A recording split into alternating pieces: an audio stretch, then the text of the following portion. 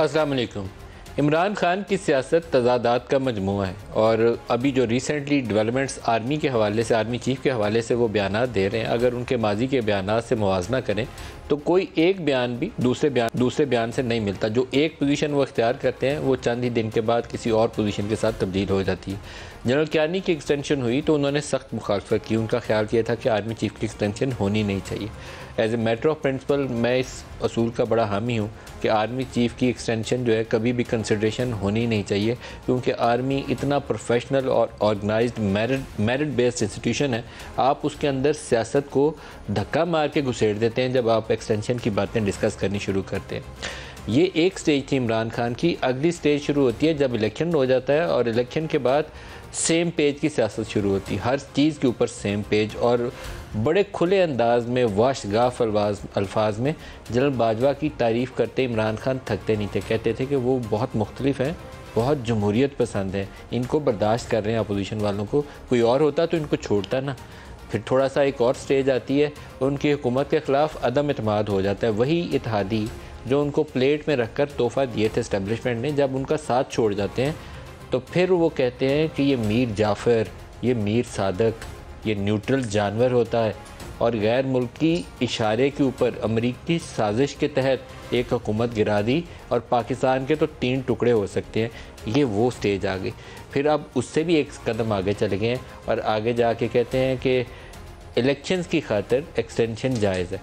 ये एक बिल्कुल लेटेस्ट नया बयानिया है और इस नए बयानिए को भी स्पिन दोनों तरफ दी जा रही है। एक स्पिन का हिस्सा वो कहती हैं शीरी मज़ारी कि ये एक्सटेंशन की बात नहीं की। इमरान भी कहते हैं कि मैंने एक्सटेंशन की बात नहीं की, मैं ये कह रहा हूँ कि इलेक्शन तक इनकी मुद्दत में तोसी कर दी जाए। उर्दू वाली तोसी, अंग्रेज़ी वाली एक्सटेंशन ही कर दी जाए।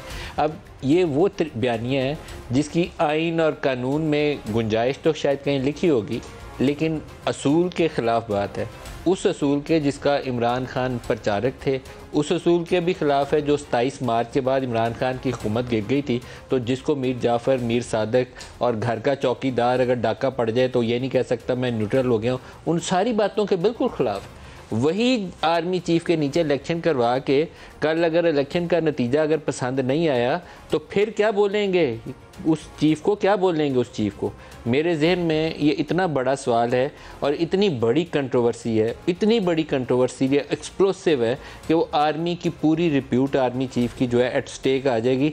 जिस दिन इमरान खान ने इलेक्शन के बाद कहा कि नहीं ये इलेक्शन चोरी करवाए गए और ये हमारे न्यूट्रल दोबारा मिले हुए थे इन चोरों और डाकुओं के साथ, कौन डिफेंड करेगा उस सिचुएशन से। तो इससे बड़ी साजिश, इससे बड़ा गलत सियासी बयानिया मुझे एटलीस्ट नज़र नहीं आता। असूल यह है कि नए आर्मी चीफ़ की तैनाती जो सीनियर मोस्ट 3 या 4 का पैनल है उसमें से किसी एक की करके बहुत ट्रांसपेरेंट इलेक्शन करवाए जाएं, जिसमें एक वोट भी जो पीटीआई का है वो पीएमएलएन को ना पड़ सके और एक भी नून का वोट जो है वो पीटीआई को ना जा सके, और जो पीटीआई का वोट है वो पीटीआई को मिले, वो किसी और जमात को जीडीए को ना जा सके, और जीडीए वाला कोई वोट या एमक्यूएम का कोई वोट पाकिस्तान पीपल्स पार्टी ना चुरा सके। ये कोशिश होनी चाहिए। क्या ये सियासत है कि आप बात करेंगे कि आर्मी चीफ़ मेरी मर्ज़ी का आएगा कि नहीं आएगा? आप शरीफ ख़ानदान पे हमेशा से तनकीद करते थे कि शरीफ फैमिली जो है वो पाकिस्तानी फ़ौज को पंजाब पुलिस बना के रखना चाहती है, वो आर्मी चीफ़ लगाना चाहती है। ये अभी चंद दिन पहले इमरान ने बयान दिया था, अपना फेवरेट, ये चोर और डाकू अपना फेवरेट आर्मी चीफ़ लगाना चाहते हैं।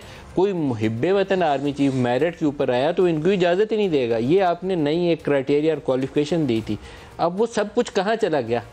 बहुत मुतनाज़ा बयान है, मैं इसको आसानी से हज़म नहीं कर सकता। दूसरी तरफ उसका अगला हिस्सा जिसके अंदर वो गुंजाइश पैदा करते हैं कि इलेक्शंस करवाएं तो इलेक्शंस के लिए बातचीत के लिए तैयार है।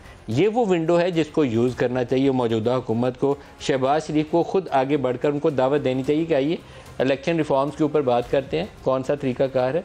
लेकिन आर्मी चीफ़ की अपॉइंटमेंट ऑन द टेबल नहीं होनी चाहिए, ये एक्सटेंशन ऑन द टेबल नहीं होनी चाहिए। ये कोई वजह नहीं है कि इसको डिस्कस किया जाए कि एक्सटेंशन दे के इलेक्शंस करवा लेते हैं। इस आर्मी चीफ़ के लिए जो कुछ आपने 27 मार्च के लिए बात कहा, वो कौन सी दुनिया की ऐसी तरीक़ाकार है या मशीन है या असूल है जिसमें ये यकीन कर लिया जाए कि पोस्ट इलेक्शन इस आर्मी चीफ़ और इस फ़ौज के मतलब तमाम वो अल्फाज आप दोबारा नहीं दोहरा देंगे। तो बहुत ख़तरनाक चीज़ है, इससे गुरेज़ करना चाहिए। और मेरा फ़ौज को भी मशवरा यही है कि ऐसे किसी ट्रैप का हिस्सा मत बने, आगे चलें, जो असूल है, ज़ाब्ता है, उसी के मुताबिक आगे चलें, इस ट्रैप में मत आएँ जिससे पाकिस्तानी इदारे की जो एक ही प्रोफेशनल स्ट्रक्चर हमारे पास मौजूद है, जिसको सैलाबों में, कोरोना में, किसी मुश्किल सूरत हाल में हम बुला लेते हैं, उसको किसी तनाज़े का हिस्सा मत बनाए। कहा क्या उन्होंने इंटरव्यू में आर्मी चीफ की एक्सटेंशन के हवाले से, कहते हैं कि नून लीग की 85 सीट्स हैं, मेरी 155 सीट्स हैं, तो इनको कैसे हक मिल गया? आपकी 155 सीट्स अभी हैं, आप तो कौमी असम्बली से इस्तीफ़ा दे के बाहर नहीं आ गए होंगे, अब तो वो 155 सीट्स आपकी नहीं रही। इमरान खान को कोई असूल, कोई ज़ाब्ता, कहीं तो कोई लिखा होगा कि मेरा ये असूल, ये ज़ाब्ता है। अब तो आप बाहर सड़क के ऊपर जलसे कर रहे हैं इलेक्शंस के लिए, उनकी तो सीटें हैं, आपकी तो अब सीटें नहीं हैं। आर्मी ने इसके ऊपर एक प्रिंसिपल पोजीशन ली थी और आई विश कि उसके ऊपर वो वैसे ही स्टैंड करें, क्योंकि extension is not a good option for army, not a good option for army chief. उनकी जो इज़्ज़त और तकरीम बनती है वो एक्सटेंशन के बाद किसी सियासत की नज़र हो जाती है। जो मुखालिफ फरीक है वो ललकारता है उनको, और ये बात दुरुस्त नहीं है। फ़ौज का एक प्रोफेशनल जो इंस्टीट्यूट है उसी के मुताबिक चलना चाहिए। जो तरीक़ाकार उनकी बुक्स के अंदर लिखा हुआ है उसको ज़रा सी भी गुंजाइश हो उसको इस्तेमाल ही नहीं करना चाहिए। क्या कहा था DGISPR ने जनरल बाजवा की एक्सटेंशन के हवाले से? Chief of army staff is neither seeking an extension nor will he accept an extension no matter what. He will be retiring on the 29th of November 2022। 29 को रिटायर हो रहे होंगे, और वो अपनी पुरानी जो एक्सटेंशन जो उन्होंने ली थी, जो PTI ने बड़े शौक से दी थी, पता नहीं बाजवा साहब का कितना शौक था, PTI को बहुत शौक था उनको एक्सटेंशन देने का, उसको वो रिग्रेट करते थे उस डिसीजन को। तो मेरा ख्याल है कि उस रिग्रेट को एक और रिग्रेट में बदलना नहीं चाहिए उन्हें। एक अमेरिका वाला एक बयान और सुनवाना चाहता हूँ, क्योंकि कल मैंने प्रोग्राम में कहा था कि इनकी रॉबिन राफेल से मुलाकात हुई और वो एक लॉबिस्ट हैं, अब अमेरिका से लॉबिंग करनी है। पब्लिकली तो एक बयानिया दे लिया है कि गैर मुल्की साजिश के तहत हुकूमत चेंज करा दी। उसी डोनाल्ड लू से इनके वज़ीर ख़जाना IMF टॉक से पहले अक्टूबर के महीने में जाके मुज़ाकरात कर रहे थे। बाद में असद मजीद का ख़त लहरा के कहा मुझे धमकी आ गई, मेरी हुकूमत गिरा दी है। अब रॉबिन राफेल जो पुरानी assistant secretary of state for south Asia हैं, उससे मुलाकात करनी पड़ी, गैर एलानिया इसलिए करनी पड़ी कि अमेरिका से दोबारा रास्ता निकालो, क्योंकि हुकूमत के लिए दोबारा आने के लिए मसाइल ना पैदा हो जाए। मसाइल इतने छोड़ के गए हैं कि वो आपको IMF का लोन लेने के लिए भी नाक से लकीरें निकालनी पड़ी हैं।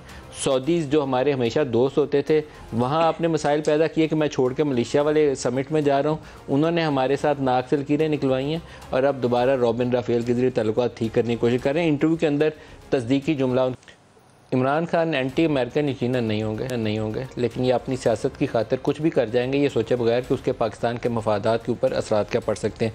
जो न्यूट्रल और चौकीदार और मीर जाफ़र और मीर सादक कहते रहे वो सुन लें, फिर इसके ऊपर सवालात शुरू किए गए। एक अमेरिकी साजिश का हिस्सा बन के एक 22 करोड़ पाकिस्तानियों की मुंतखब हुकूमत को साजिश के तहत हटाया, और इनके साथ शामिल थे यहाँ के मीर जाफर और मीर सादक। मीर जाफर जो मुसलमानों का, मुगलों का गवर्नर सिराजुद्दौला था, उसका सिपहसालार था, कमांडर इन चीफ था, उसने अंग्रेजों के साथ मिलके गद्दारी की सिराजुद्दौला से। ये गद्दारों ने आज ये किया पाकिस्तान। हम सवाल पूछते हैं अपने न्यूट्रल से, क्या उनका काम नहीं था कि इस मुदाखलत के खिलाफ पूरी कोशिश करते, रोकते, बजाय न्यूट्रल रहने? अल्लाह ने हमें इजाजत ही नहीं दी कि हम न्यूट्रल हो जाएं। जानवर न्यूट्रल होता है। मेरा सिर्फ आखिरी एक सवाल है अपने न्यूट्रल से कि अगर घर के ऊपर डाका पड़े तो क्या चौकीदार न्यूट्रल हो सकता है? मैं अपने न्यूट्रल से कहता हूं कि अभी भी वक्त है, अभी भी टाइम है, अपनी पॉलिसीज रिव्यू करें। बंद कमरों में कई दफ़ा फैसले होते हैं, वो फैसले अच्छे नहीं होते। आज जो प्रोग्राम में हमारे साथ शुरू हैं डॉक्टर मुसद्दिक मलिक हैं, वफाकी वज़ीर हैं पाकिस्तान मुस्लिम लीग नवाज़ से, और एजाजुल हक साहब हैं मुस्लिम लीग ज़िया के सरबराह हैं। दोनों को खुशामदीद कहता हूँ। डॉक्टर मुसद्दिक मलिक साहब, आपसे प्रोग्राम का आगाज़ करना चाहूँगा। क्या आप चाहेंगे कि जनरल बाजवा की एक्सटेंशन कर दी जाए? देखिए, किसी भी एक्सटेंशन में या चीफ की अपॉइंटमेंट के अंदर मैं समझता हूँ सिर्फ 3 एक्टर्स इन्वॉल्व हैं।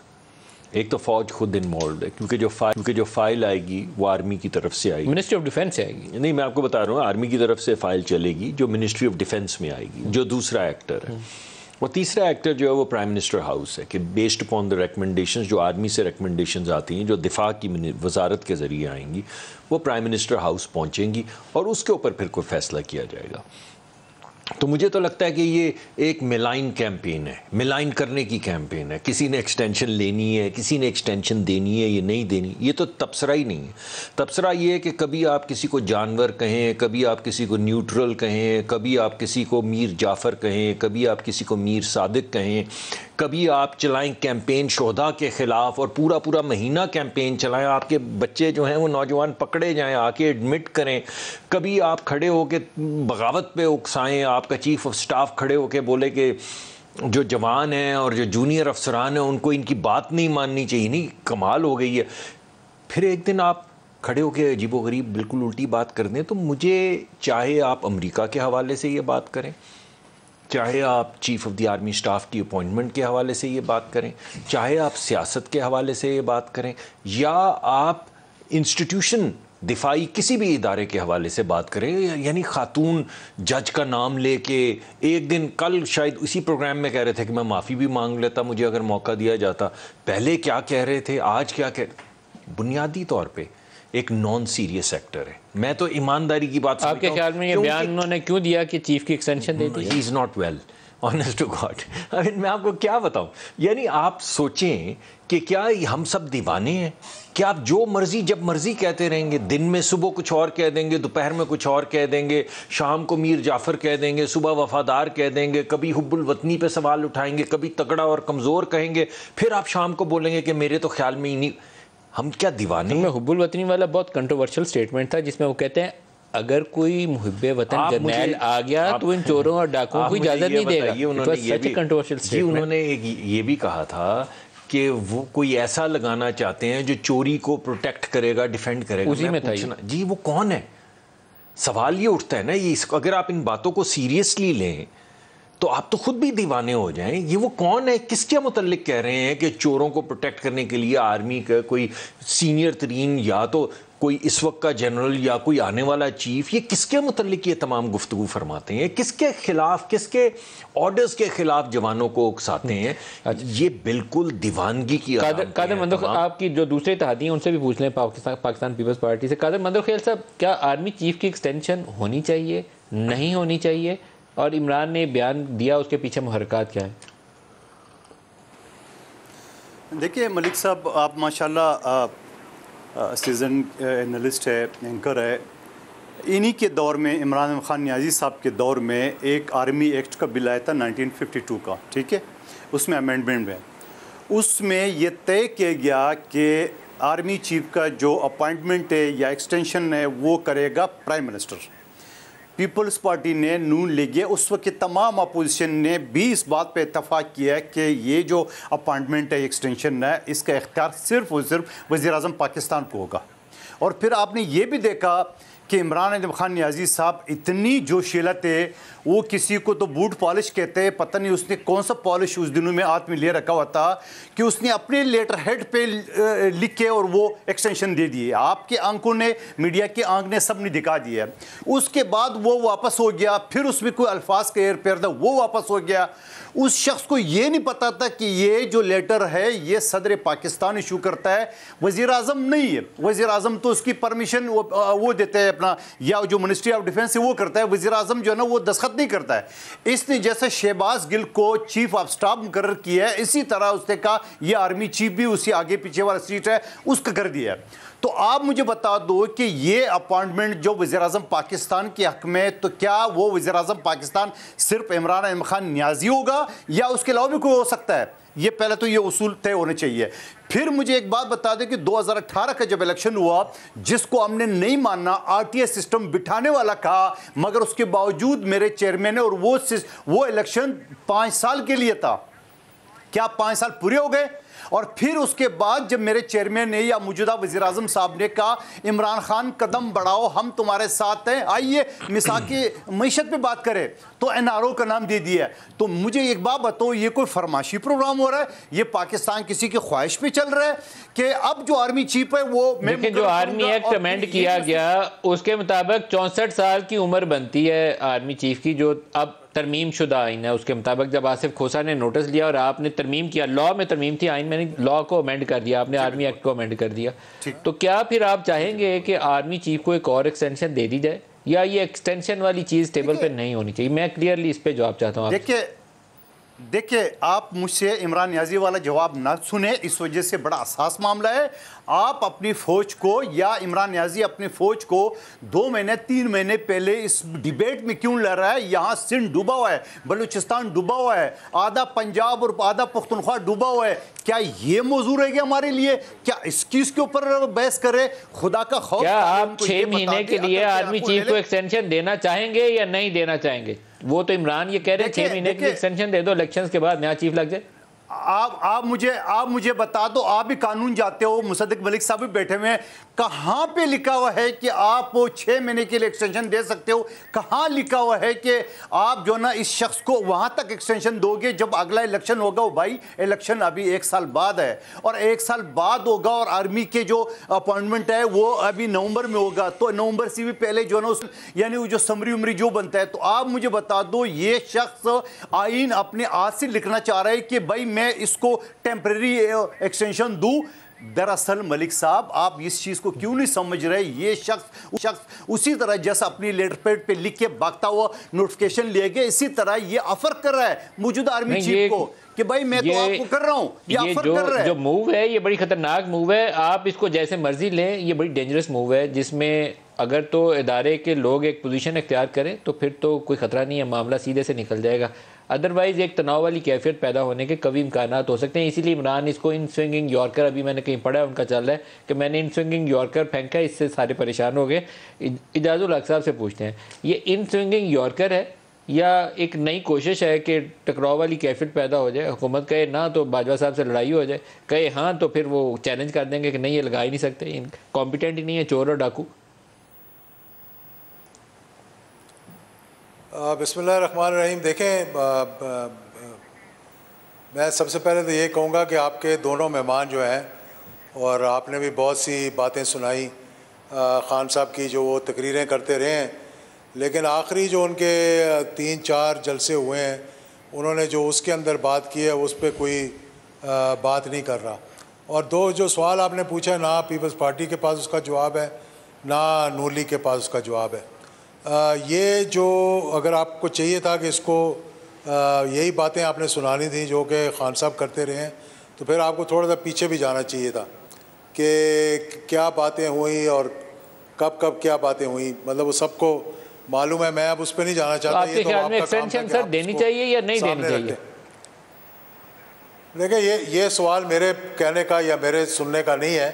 बात ये ना तो जो हुकूमत में बैठे हैं ना उनको पता है, और ना जो दोनों पार्टियां जो सामने बैठी हुई हैं उनको पता नहीं एक्सटेंशन होनी चाहिए नहीं होनी चाहिए। देखें, फ़ौज का एक अपना तरीक़ाकार है और माजी के अंदर भी हमने देखा कि किस तरह से चलते रहे। ये एक इंस्टीट्यूशन है जिस इंस्टीट्यूशन को अपना एक तरीक़ाकार है उस इंस्टीट्यूशन का, और हमेशा हमने ये कोशिश की है, चाहे कोई भी आ जाए head of the state. Nawaz Sharif साहब ने भी ये कोशिश की कि अपने पसंद के चीफ ऑफ आर्मी स्टाफ बनाए और फिर उनको उसे भुगतना ही पड़ा, और उससे माजी में भी यही इसी तरह होता रहा। अब इसको इस वक्त ये पॉलिटिशियंस को, जबकि मुल्क सैलाब में डूबा हुआ है, जबकि आपको मालूम है कि इस वक्त मईशत का क्या हाल है, बजाय इसके कि कोई हारमनी क्रिएट करें, कोई पॉलिटिकल कंसेंसस इवॉल्व करें, दोनों जमातें जो हैं वो फ़ौज के कंधों में रख के बंदूक चला रही हैं कि जी हमें फ़ायदा हो जाए, वो कह रहे हैं जी हमें फ़ायदा हो जाए। और मजाक बनाया हुआ है, मैं समझता हूँ कि अफवाज पाकिस्तान को एक शटल कॉक बनाया हुआ है, कोई उधर फेंकने की कोशिश करता है, कोई उधर फेंकने की कोशिश करता है। जब इमरान खान के बयान को संजीदगी से लिया जाए या इसको एक सियासी चाल के तौर पर लिया जाए? नहीं, देखें, मैं तो कहता हूँ कि मुझे नहीं मालूम कि इसको संजीदगी से लेना चाहिए या नहीं लेना चाहिए। इस इशू को मैं समझता हूँ कि इस तरह नहीं उठाना चाहिए मौजूदा सूरत हाल के अंदर। इस वक्त ये चाहिए कि भाई आप किसी तरह से देखें कि कोई एक सियासी हारमनी पैदा हो जाए, कंसेंसस पैदा हो जाए, और जो हमारे मसाइल हैं उनको दूर कर लें। जिस तरह आपने कहा कि जी चार्टर ऑफ इकॉनमी की बात थी, और सबसे बड़ा इशू जो इस वक्त है कि वो एक जमात जो है वो जो अपने आप को कहती है बड़ी जमात है, आप उसको माने या ना माने, लेकिन मतलब एक हकीकत है, उसको तो नहीं झुटलाया जा सकता। वो एक कह रहे हैं जी कि इलेक्शंस की हमें दे दिए जाएं तो बातचीत हम हर टॉपिक पे करने के लिए तैयार हैं। तो अगर अगले साल नवंबर में इलेक्शन होने हैं तो उसको 3 महीने 4 महीने पीछे करने से कोई क़यामत नहीं आ जाएगी अगर मुल्क का माहौल बेहतर हो सके, मईशत बेहतर हो सके। आज आप सर मैं पुरजोर हामी हूँ कि अर्ली नेक्स्ट ईयर इलेक्शन हो जाने चाहिए फरवरी मार्च में, लेकिन ये सवाल नहीं है। मैं सवाल की तरफ वापस आऊँगा। आर्मी चीफ की एक्सटेंशन 29 नवंबर को जनरल बाजवा ने रिटायर होना है, मतलब असूल की बात करनी चाहिए, हमें इतना परेशान नहीं होना चाहिए। जनरल बाजवा अपनी एक्सटेंशन को रिग्रेट करते हैं कि उन्होंने एक्सटेंशन क्यों एक्सेप्ट कर ली। DGISPR उसके ऊपर स्टेटमेंट जारी कर चुके हैं कि 29 नवंबर के बाद वो चीफ नहीं रहेंगे। कुछ असूल नहीं हमारा हो सकता कि चीफ की डेट रिटायरमेंट की आ गई है तो नए चीफ ने लगना है। इसका सियासत से तो कोई ताल्लुक नहीं है कि वज़ीर आज़म आज शहबाज शरीफ है तो कल हो सकता है इमरान खान बन जाए, तो चीफ ने तो अपॉइंट आर्मी चीफ के सरबराह के तौर पर होना है ना, कोई हुकूमत का वजीर तो नहीं बनना उन्होंने। उसके ऊपर सियासत क्यों है? मैं तो बड़ा परेशान हूँ। क्यों बना रहे हैं? मैं तो ये कह रहा हूँ कि ये एक पॉलिटिकल मूव है sir, it's a very controversial move, इसलिए कि पाकिस्तान में आधा अरसा तो फौजी हुक्मरानी रही है। आप लड़ाई करवाएं तो हालात ख़राब होते, कितनी देर लगती है? मैं ये कहूँगा कि ये इशू मेरा नहीं ख्याल कि it is for discussion, it is for मतलब टॉक शोज़। ये एक ऐसा सेंसिटिव इशू है। देखें, फ़ौज के बारे में है। आज हमारी आधी फ़ौज जो है वो हमारे वेस्टर्न बॉर्डर पर है और बाकी की जो है वो सैलाब से लोगों को निकालने की कोशिश कर रही है। अब हम एक इशू को लेकर बैठ जाएंगे कि एक्सटेंशन होनी है नहीं होनी। सर इमरान को इस बात का उनका तो एक मौक़िफ़ है, उनका एक मौक़िफ़ है नदीम साहब, उन्होंने अपने आप कहते हैं वो सबसे बड़ी जमात है और वो आइंदा हुकूमत बनाने की उम्मीदवार है, तो उसको पता नहीं कि आधी फ़ौज वेस्टर्न बॉर्डर पे, बाकी आधी फ़ौज सैलाब में लगी हुई है, लोगों को रिलीफ दे रही है, राशन पहुँचा रही है, रेस्क्यू कर रही है। तो ऐसे में ये एक स्पैनर है, इसको डालने की ज़रूरत क्या थी?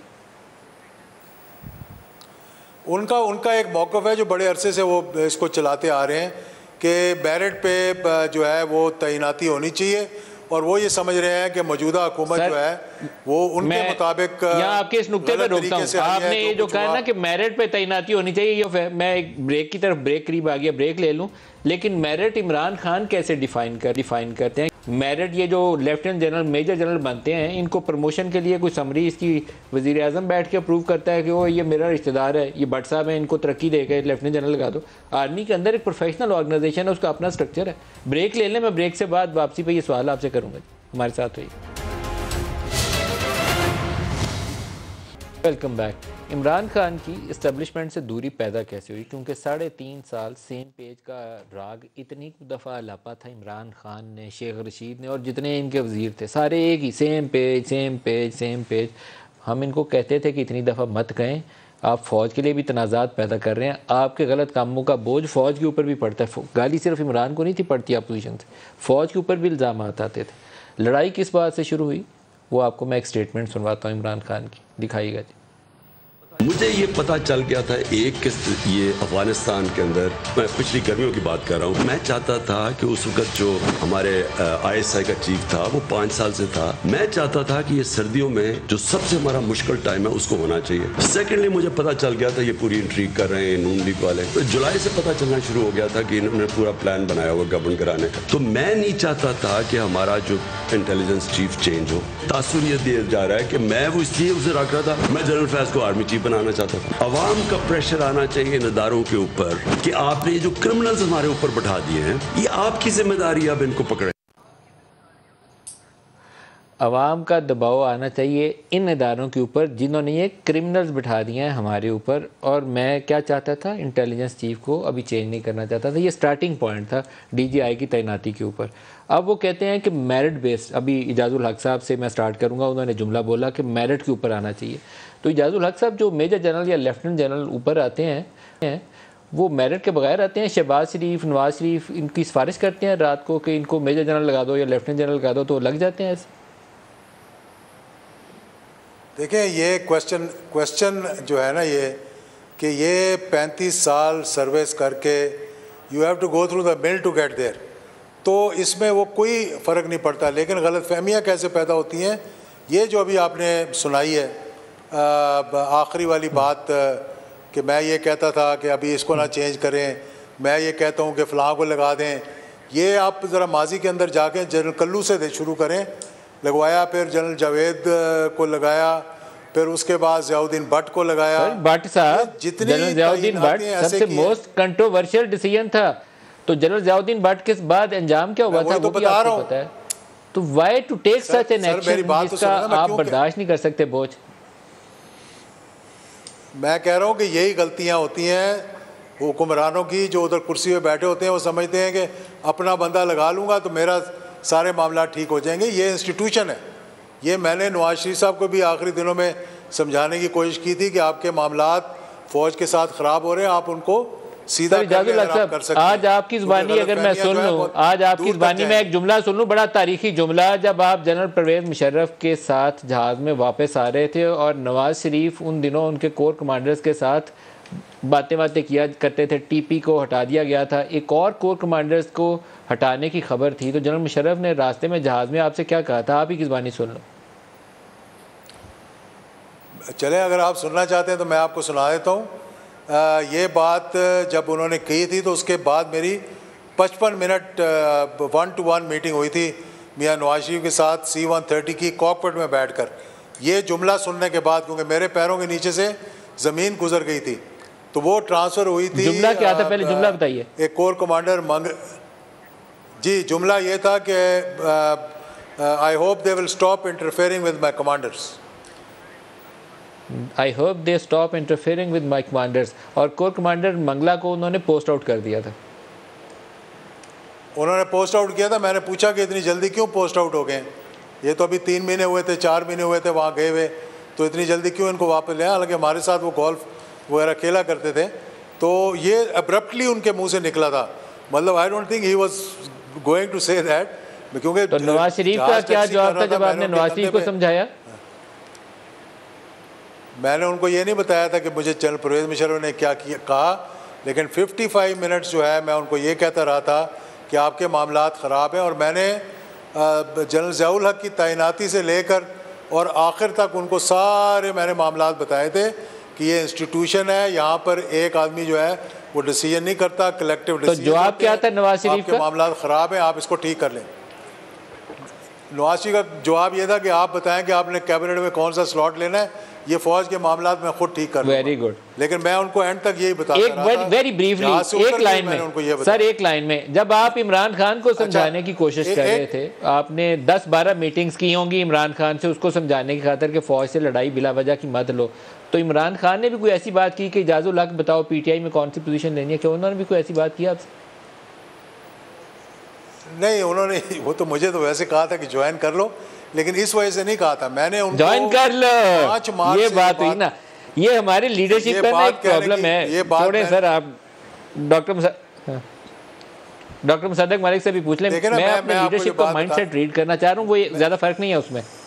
डॉक्टर मुसद्दक मलिक साहब, ये मामला बहुत सेंसिटिव है। हम तो इस वक्त आसानी से बात कर रहे हैं, लेकिन अदारों की लड़ाई में हमारी हुकूमतें चली जाती हैं, हमारी डेमोक्रेसी डिरेल हो जाती है, हमारा सिस्टम 25-30 साल पीछे जा गिरता है, फिर हम रोते हैं कि दोबारा जमहूरियत बहाल हो जाए, उससे पहले रखते हैं, सीधी नहीं करते आपने। नहीं, मेरे ख्याल में ये बात ठीक है। हर इंस्टीट्यूशन में मैं तो ये बिलीव करता हूँ कि हर इदारे को स्ट्रेंथन करना चाहिए, और हर इदारे का जो अपना अंदरूनी एक गवर्नेंस का तरीक़ाकार होता है उसको स्ट्रेंथन करना चाहिए। और ये मेरी ख्वाहिश ब्यूरोक्रेसी के मुतल्लिक भी है, अदलिया के मुतल्लिक भी है, और दीगर सर्विसेज के मुतल्लिक भी है। इस वजह से इंस्टीट्यूशनल स्ट्रेंथनिंग जो है वो तो बहुत ज़्यादा ज़रूरी है, क्योंकि देखें इनफरादी तौर पे तो आपने रिटायर हो जाना होता है, तो कोई भी एक शख्स चला नहीं सकता किसी भी हुकूमत को। एक दूसरा, मैं ये समझता हूँ जो काम आपने करना होता है ना, वो जो आप 5-7 साल में ना कर पाएँ वो आप कर ही नहीं सकते। इसी वजह से लीडरशिप की रोटेशन भी जो होती है वो इम्पॉर्टेंट होती है। जो रूल्स बनाए हुए हैं कि कहीं 6 साल बाद या 5 साल बाद इलेक्शंस हो जाएं, या तकर्रियाँ जो हैं वो 3-5 साल के बाद हो जाएं, या सीनियर मोस्ट को लगाएं तो 1-2 साल में वो रिटायर हो जाएं, उसकी वजह ये होती है कि जो आपने करना होता है वो तो आप कर जाते हैं, उसके बाद आपके आइडियाज़ स्टेल होना शुरू हो जाते हैं। तो अगर इंस्टीट्यूशन में स्ट्रेंथ हो, अगर उसके अंदर सक्सेशन प्लानिंग हो, नीचे से लोग आ रहे हों और एक तवातर से आ रहे हों, तो इंस्टीट्यूशन जो है वो स्ट्रेंथन हो जाता है। ये खान साहब की जो आपने 1-2 क्लिप सुनाए हैं, इनसे मुझे अफसोस होता है। मसलन अब वो कहते हैं कि किसी ने क्रिमिनल्स को हम पे बिठा दिए, चले उन्होंने हम पे एतराज़ करना था, कर दिया, वो करते रहते हैं। मगर जो अब सवाल उठे हैं, मुझे नहीं पता कि आपके चैनल पे ये नाम चलता है या नहीं, लेकिन मलिक रियाज साहब से 450 कनाल जिस शख्स ने ज़मीन ली हो, 190 बिलियन पाउंड कहाँ गया जी, और 190 पाउंड उसको गिफ्ट कर दिए हों जो उसके अकाउंट में पड़े हुए हैं। जिस शख्स ने काबीना के अंदर एक सीक्रेट डॉक्यूमेंट सील किया हो, एक शख्स मलिक रियाज को $250 मिलियन या 190 मिलियन पाउंड गिफ्ट करने के लिए, वो किसी को सर क्रिमिनल कह सकता है?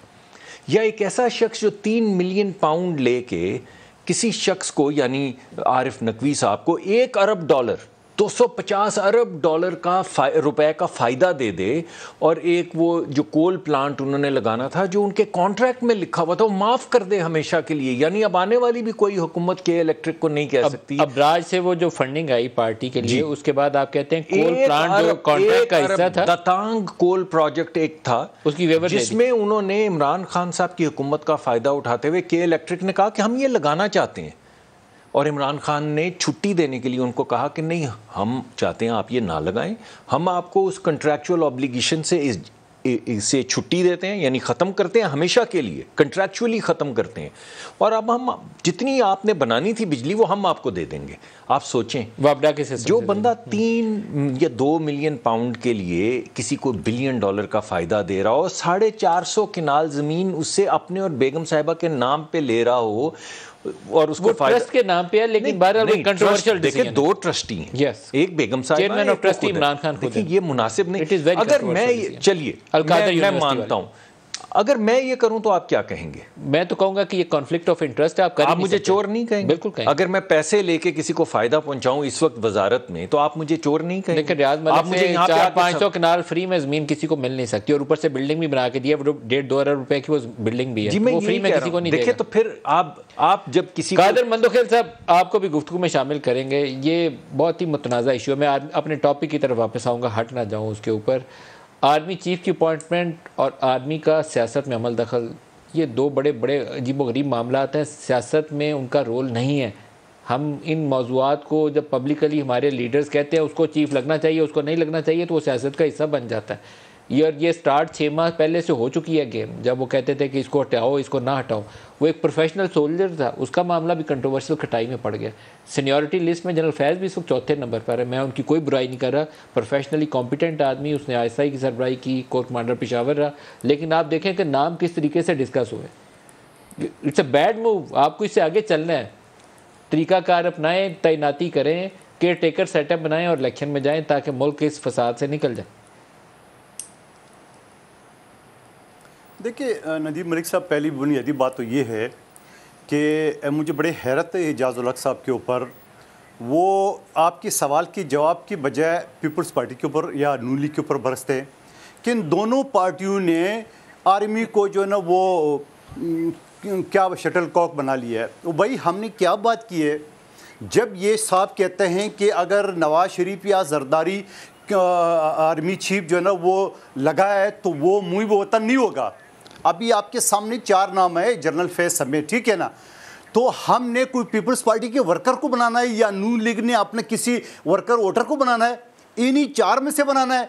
तो आप मुझे बताओ कि अगर हम तैनाती करें तो मुहिब वतन कौन नहीं होगा? इन 4 में से कोई नहीं होगा। अगर वो हम करें, अगर आप करें, जो कि आपके पास आइन के तहत कोई इख्तियार ही नहीं है, आप अभी जो ख्वाहिशात रख रहे हो कि इलेक्शन करो, तो वो फिर दूसरी बात है। सवाल मेरे ये है कि कम से कम मैं तो ये समझता हूँ, मैं पार्टी का वर्कर हूँ, मुझे यकीनन अपनी पार्टी को डिफेंड करना है, मगर आप तीसरे शख्स को जो बुलाते हो एज ए तजिया निगार, उसको तनकीद के बजाय बैलेंस रखना चाहिए कि सारी चीज़। क्या मैं आपके सामने सवाल रख सकता हूँ कि जनरल ज़ियाउल्लाह की जो तैनाती हुई है, एजाज़ उल हक साहब बताते वो मेरिट पे था?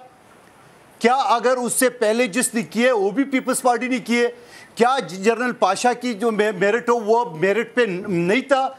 क्या उससे आगे पीछे जो उसने किए वो भी उतर नहीं थे? आपने साबका तमाम आर्मी चीफ को मशकूक बना दी इस बात से कि अगर पीपल्स पार्टी या नून लीग तैनाती करे तो वो मुहिब वतन नहीं होगा। वो खुदा का खौफ का ले, आप इख्तिदार के इतने भूखे हो गए, आप इतने अंधे हो गए, आपको पता ही नहीं चल रहे आप मुंह से क्या बकते जा रहे हो। आप इस्लाम को बदनाम करने के लिए, आप रियासत को बदनाम कर लिए, आप वो लिसानी कार्ड इस्तेमाल करते हुए क्या क्या कार्ड इस्तेमाल करेंगे कुर्सी के लिए। सवाल ये है, कसूर सारा हमारा है। कसूर सारा मुसद्दिक मलिक साहब को रामा रहा है। इतनी बड़ी वायलेशन, इतनी बड़ी चोरी चकारी, इतनी बड़ी फ्रॉड, गोगा गोगी की करप्शन, तोशाखाना, फलां ये जो अभी ओबराज का सुना रहा है, ये सब चीज़ों पे हम अभी तक पाँव रख के बैठे हुए क्यों? इस वजह से कि ये पॉपुलर आदमी है, ये हीरो रह चुका है। ओ भाई, ये हीरो रह चुका है तो अहीं से बालातर है, ये हीरो रह चुका है तो आर्टिकल 25 को मैं भूल जाऊं, ये हीरो रह चुका है तो वो जो मर्जी बक दे, ये हीरो रख जगह तो वे जस्टिस अतर मिल्ला की कोर्ट। ओ भाई, खुदा का खौफ का लो, चीफ जस्टिस है, इज्जत से एहतराम से उसका नाम ले, और फिर कल के वो कहता है कि मैं इनके सारे फैसले मानूंगा। लिख ले, ये नोट कर दे, कल का अगर इसके खिलाफ फैसला आता है, जो कि मुझे पूरे यकीन 28-29 साल मुझे भी तजर्बे के हो गए, ये शख्स अपनी तकब्बुर में, गरूर में इतना अंधा हो चुका है, उनको शर्म आ रही है कि मैं माफ़ी मांग लो। आप मुझे बता दो, अभी साबिक चीफ जस्टिस जो सर माफ़ी मांगेंगे वो, शमीम, उसने माफ़ी मांग ली, आप लिख रखिए 22 से पहले माफ़ी मांगेंगे, क्योंकि there is no other way. ये ड्रामा कर रहा है, और ये ड्रामा कर रहा है मुसद्दिक मलिक साहब, ये ड्रामा कर रहे हैं। आप मुझे बताओ, माफ़ी तो निहाल हाशमी ने मांगी, माफी तो तलाल चौधरी ने भी मांगी, उनको तो नहीं मिली। इस शख्स को कैसे मिलनी चाहिए? अनकंडीशनल अपॉलॉजी होती है जब आप कंटेस्ट ना कर रहे हो, कंटेस्ट करने के बाद अनकंडीशनल वाली हैसियत खत्म हो जाती है, लेकिन स्टिल अतर मिल्ला साहब बड़े आदमी, आई थिंक वो इनको गुंजाइश देंगे अगर ये अनकंडीशनल माफी दें तो। अच्छा, बिल्कुल लास्ट 1-1.5 मिनट है, इजाजुल हक साहब से ले लें। इजाजुल हक साहब, टॉपिक का जवाब जो है वो अभी तक किसी से मुझे मिला नहीं। मेरी जाती राय में, मैं अपनी जाती राय दे के आपसे सवाल पूछ लूँ ताकि ये टॉपिक किसी नतीजे पे पहुँच जाए। आर्मी चीफ की तैनाती करके केयर टेकर सेटअप बनाएं और शफाफ इंतखाबात के लिए आपस में पीटीआई को भी ऑन बोर्ड लें, वो इंतखाबात हों जिसको सब माने, लेकिन इसको तनाज़ा नहीं होना चाहिए कि चीफ को 6 महीने लेट कर दें ताकि इलेक्शन हो जाए, अगला हुकूमत आए अपनी मर्ज़ी का चीफ लगा ले। फिर हमें सिस्टम चेंज कर देना चाहिए, जो हुकूमत आए वो अपनी मर्ज़ी का चीफ लगाए, जो हुकूमत जाए उसके साथ चीफ भी घर चले जाए, फिर मॉडल चेंज कर दें। ये दुरुस्त नहीं है बात जो कही गई है इमरान खान की जानिब से। तो मेरा तो मशवरा ये है कि चीफ की तैनाती, केयर टेकर सेटअप और नए शफाफ इंतखाबात। आप क्या कहते हैं? अगर आज मुझे बड़ी खुशी होनी थी अगर आपने ये पटेल साहब या जो भी पीपल्स पार्टी को रिप्रेजेंट कर रहे हैं, अगर आप जरदारी साहब की भी सुनाए थे जो उन्होंने फ़ौज के बारे में बातें की, आप वो भी सुनाए थे जो ईंट से ईंट बजानी थी और फिर वो दुबई जाके बजाते रहे 3 साल तक, उसके बाद वापस आए। और कुछ थोड़े से नवाज शरीफ साहब के, मेरी बहन के, वो सारे भी सुनाए थे जो इन्होंने फौज के बारे में बातें की। तैनाती सही हुई थी, ये जवाब बिल्कुल सही हुई थी, 110% सही हुई थी। अगर गलत हुई थी तो जिसने तो पीपल्स पार्टी ने की है, जनरल ज़िया-उल-हक ने तो नहीं कहा था मुझे चीफ बनाओ। ही यूज्ड, उन्होंने अपनी डिस्क्रिशनरी पावर इस्तेमाल की थी। जुल्फ़िकार अली भुट्टो ने अपनी डिस्क्रिशनरी, सुनो सही ना मुहब्बे वतन, मैं कह रहा हूँ उसने अपनी डिस्क्रिशनरी पावर इस्तेमाल की थी, उनको मेरिट पे बनाया था, बिल्कुल मेरिट पे बनाया था उनको। ये पूछना आप उससे, आसिफ जरदारी से जो ईंट से ईंट बजा रहा था, मेरिट होगा, बिल्कुल होगा। किसने कहा मेरिट नहीं होगा? है हमने कब कहा ना बनाओ आप? तो अभी आपको क्यों तो आप लोग इशू खड़ा कर रहे हैं रोज। इमरान खान की कोई चीज उठाकर आप चाहते हैं कि वो फौज के कंधे पे बंदूक रख के चलानी शुरू जाने के लिए आपको फौज के कंधे पर आपको बंदूक रख कर नहीं चलाने देंगे। जो आपकी ख्वाहिश है हम पूरी नहीं हम नहीं करेंगे, इसलिए हम आज आप बड़े नहीं कर रहे, पारसा बन रहे हैं। आप अपनी बाप के जो उसके साथ नरके के उसके साथ कौन नारे लगवा रहा था? आपको सिर्फ एक ही क्रेडिट है कि आप आर्मी चीफ के बेटे थे, आपकी और कोई क्रेडिबिलिटी नहीं है सियासत में। आप वफाकी वजीर बने सिर्फ एक बात पे कि आपका बाप